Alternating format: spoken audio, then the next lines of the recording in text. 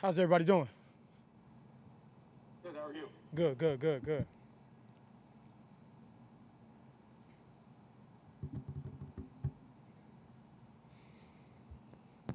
John Boyle.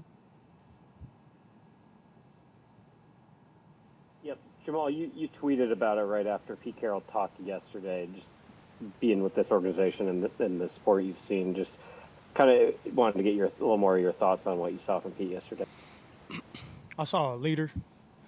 I saw a man that wants to learn even more. I saw a man that understands the pain that the black community is going through. I saw a guy that's willing to listen. That's what I seen in Coach, and I take my hat off to him. He wanted me to start off the meeting speaking, and I thought that was really very powerful. Coming from him to me, and him having a trust for me to start it off. With so many high caliber guys here, Russ, Bobby, KJ. So I didn't take that lightly, man, and I think I set the tone. I think we had a great talk, and we're going to continue to educate and continue to learn. Joe.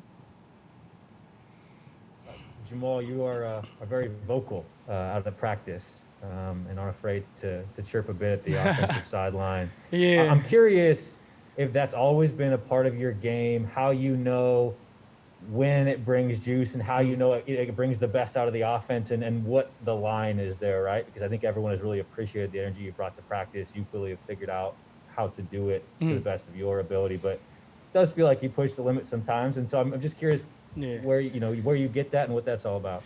You ever seen the documentary with Michael Jordan? The Last Dance? You remember when he was at practice and he was just talking noise and continue to talk and continue to be competitive? That's just me, man. I try to literally. I've always been like that. I've always been wired like that. It gets me going, and it also brings out the competitive juices on the other side. I think when you're competing at a high level on both sides of the ball, it makes everybody better, right? And I think that's very key. I think coming from where I came from, at that organization to over here now, I think that it's a lot of great energy. There's always music at practice. Everybody's having fun. We're always competing, and it's all about the ball. And when you can compete at a high level, like I said, it's going to bring out the best in on both sides.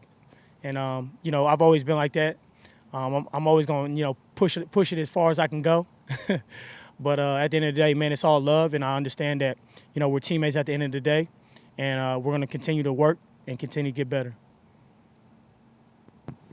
Bob. Yeah, Jamal, just one more on yesterday. Pete talked afterward about sort of the importance of voting and getting everybody registered to vote and things like that. Yeah. Just wondering from a player's perspective, what you feel like is tangible things, I guess, you guys can sort of try to get done through some of this? Yeah, I think one of the main points is voting, local or wherever your residence is or wherever you're from, president, election, all of that. All of those things are important.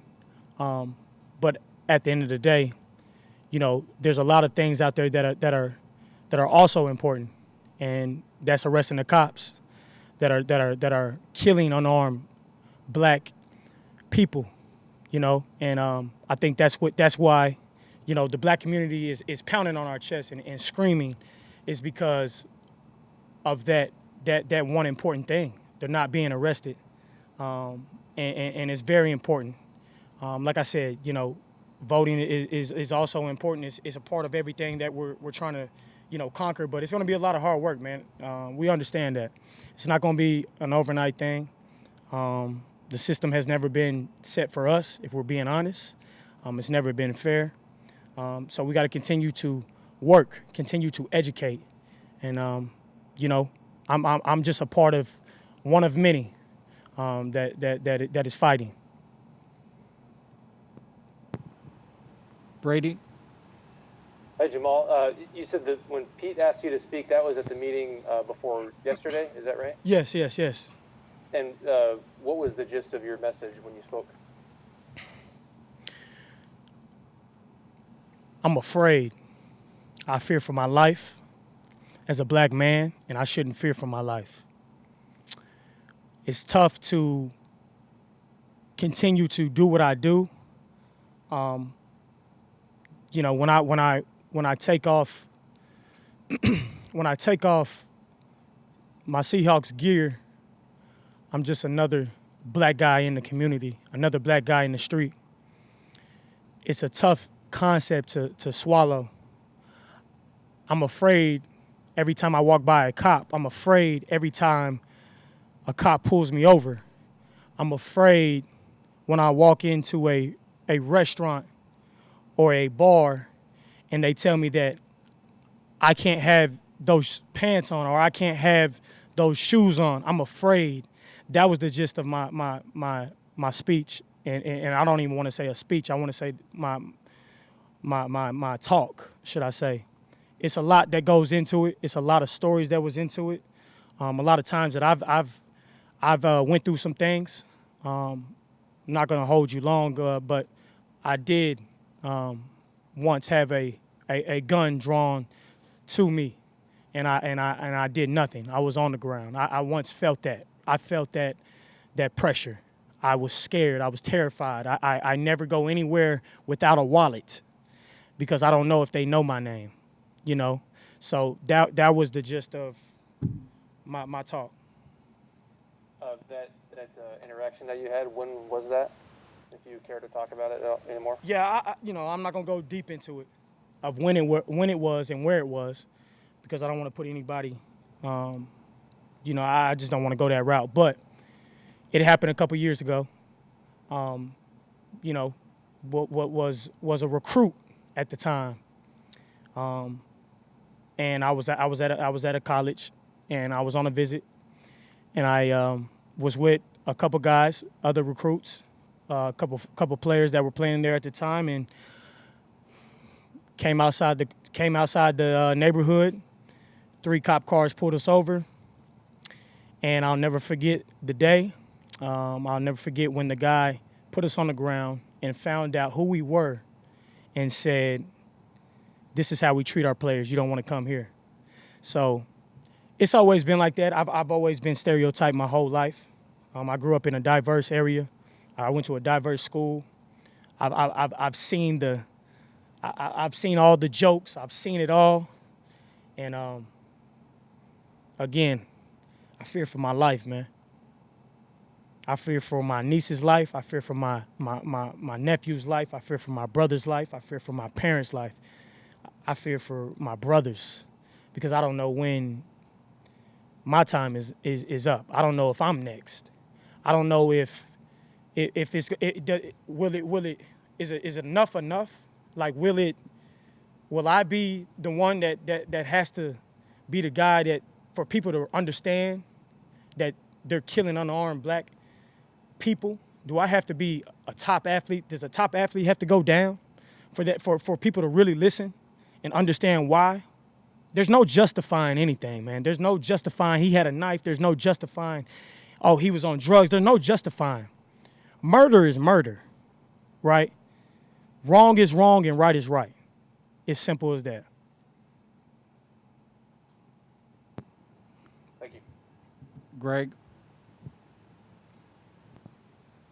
Jamal, have you ever had a coach, a white coach, who has shown that he's understood the black community or that has empowered you the way it sounds like Pete Carroll already has?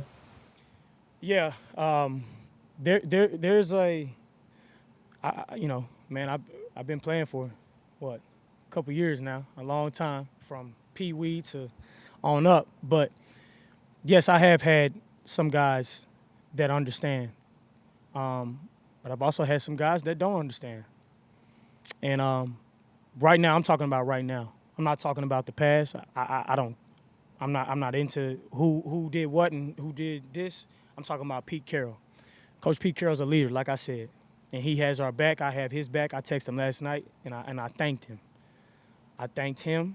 I thanked John. I thanked all of them because they understand. They give us a voice. They give us a platform to use our voice. They let us be ourselves. They don't judge us. And you can't ask for that as a black man anymore. Like you really cannot ask for Pete and so many guys on the staff to understand our pain, understand our anger, and sit there and listen and educate. That's what it's about. There's no perfect solution, right? Everybody wants this perfect answer. No one has it right now. We don't know. So all we can do is continue to educate and continue to learn.